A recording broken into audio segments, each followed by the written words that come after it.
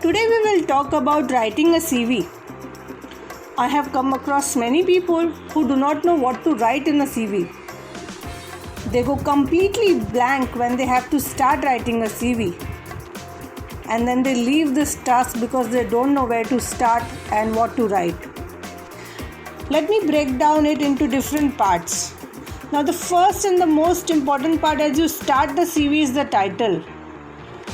That should have your name, your location, your phone number and your email ID. Ensure that you write all these details appropriately, correctly without any mistakes. Recheck it because your phone number and your email ID is the only way how companies will contact you. As you move ahead, talk about your objective. Now, when we say objective, most people do not realize or do not understand what to write in this particular section. Definitely you can skip this section, but it is always good to write your objective. It is your career objective that you will write here. Keep it short. A max of 2 lines is enough. Now the next and the very important part of your CV is your qualification. Do mention your highest qualification on the top and your oldest at the bottom. So if you hold a MBA, that should come on the top. If you hold a master's, that should come on the top. And the lowest would be your graduation degree, then your master's degree, your PhD and so on. So the lowest would be the graduation or any diploma that you hold, and then you can build on with the topmost being your latest degree. Now as you go ahead, the next paragraph is the most important paragraph of your CV, which is your job history.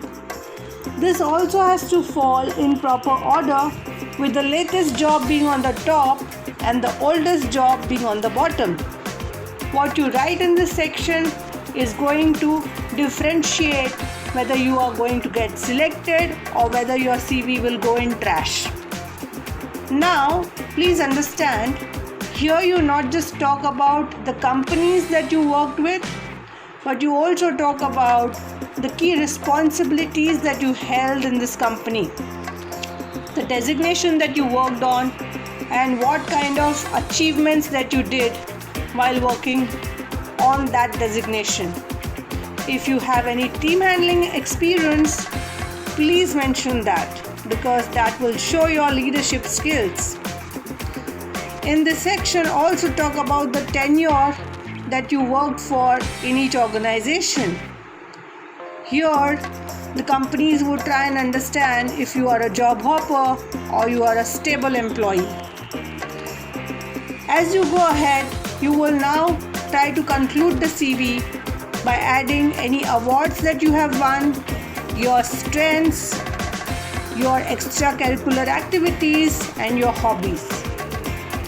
Also mention the languages that you speak as you conclude the CV. Now this will make a proper CV with all the information that a recruiter needs. If you need more professional CV, to write into me for such services. Thank you.